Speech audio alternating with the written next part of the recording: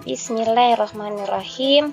Assalamualaikum warahmatullahi wabarakatuh. Apa kabar anak-anak Bu Titin yang soleh dan soleha? Semoga tetap dalam keadaan sehat dan tetap semangat untuk melaksanakan pembelajaran pada hari ini.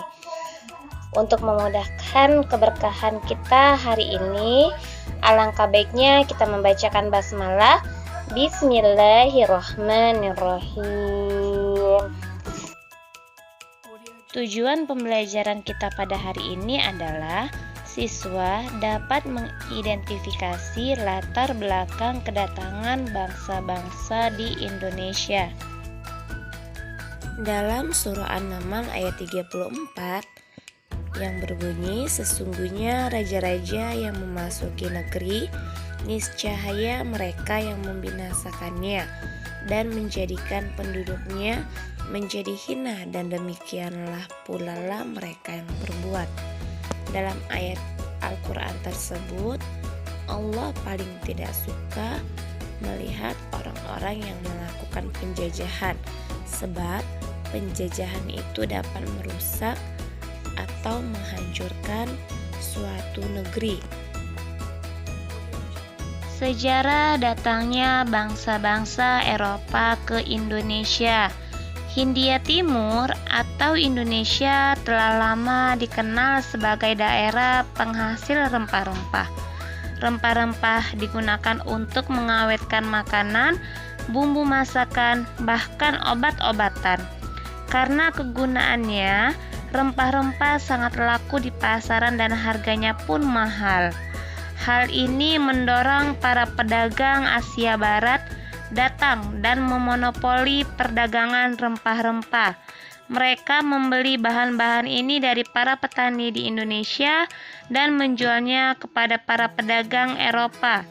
Namun, jatuhnya Konstantinopel pada tahun 1453 ke Turki Utsmani mengakibatkan pasukan rempah-rempah ke wilayah Eropa terputus.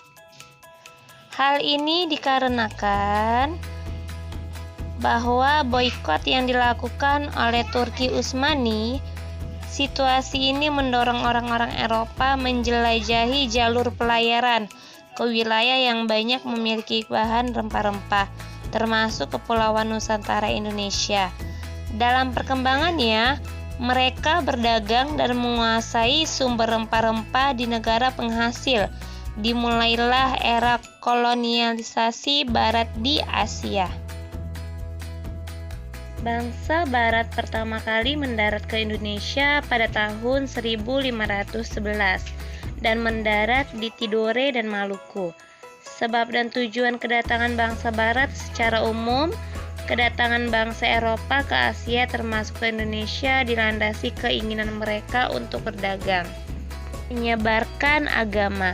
Sebab dan tujuan bangsa Eropa ke dunia timur sebagai berikut: mencari kekayaan termasuk berdagang, menyalurkan jiwa penjelajah, meyakini keberadaan Prester John, menyebarkan agama, mencari kemuliaan bangsa sejak abad ke-13. Rempah-rempah merupakan bahan dagang yang sangat menguntungkan. Hal ini mendorong orang-orang Eropa bermaksud untuk mencari harta kekayaan, sekalipun menjelajahi samudra. Bangsa Eropa dikenal sebagai bangsa penjelajah. Mereka yakin bahwa jika berlayar ke satu arah, maka berlomba-lomba meninggalkan Eropa. Pada awalnya, tujuan kedatangan bangsa Eropa ke Indonesia hanya untuk membeli rempah-rempah dari para petani Indonesia. Namun, dengan semakin meningkatnya kebutuhan industri di Eropa akan rempah-rempah, mereka mengklaim daerah-daerah yang mereka kunjungi rempah-rempah dan mengeruk kekayaan alam sebanyak mungkin dengan memonopoli perdagangan rempah-rempah. Bangsa Eropa menjadi satu-satunya pembeli bahan-bahan ini. Akibatnya, harga bahan-bahan ini pun sangat ditentukan oleh mereka. Untuk memperoleh hak monopoli perdagangan ini, bangsa Eropa tidak jarang melakukan pemaksaan. Penguasaan dilakukan terhadap penguasa setempat melalui campur dalam urusan politik suatu daerah. Bangsa Eropa tidak jarang mengadu domba berbagai kelompok masyarakat dan kemudian mendukung salah satunya. Dengan cara ini mereka mudah dapat mempengaruhi penguasa untuk memberikan hak-hak istimewa dalam berdagang. Di dalam sebuah LKS pada tanggal 1 Februari 2021, silakan anak-anak membacakan sebuah teks terkait tentang sejarah datangnya bangsa-bangsa Eropa ke Indonesia. Nah, dalam satu teks ada 3 paragraf yang harus anak-anak baca. Setelah itu, anak-anak lihat pertanyaan yang ada di LKS. Insya Allah jawabannya ada semua di dalam teks bacaan tersebut. Demikianlah pembelajaran kita pada hari ini. Semoga anak-anak dapat memahami sejarah ataupun latar belakang kenapa bangsa Eropa datang ke Indonesia. Sampai di sini pembelajaran yang Bu Titin sampaikan. Kita tutup dengan lafaz hamdalah. Alhamdulillahirabbil alamin.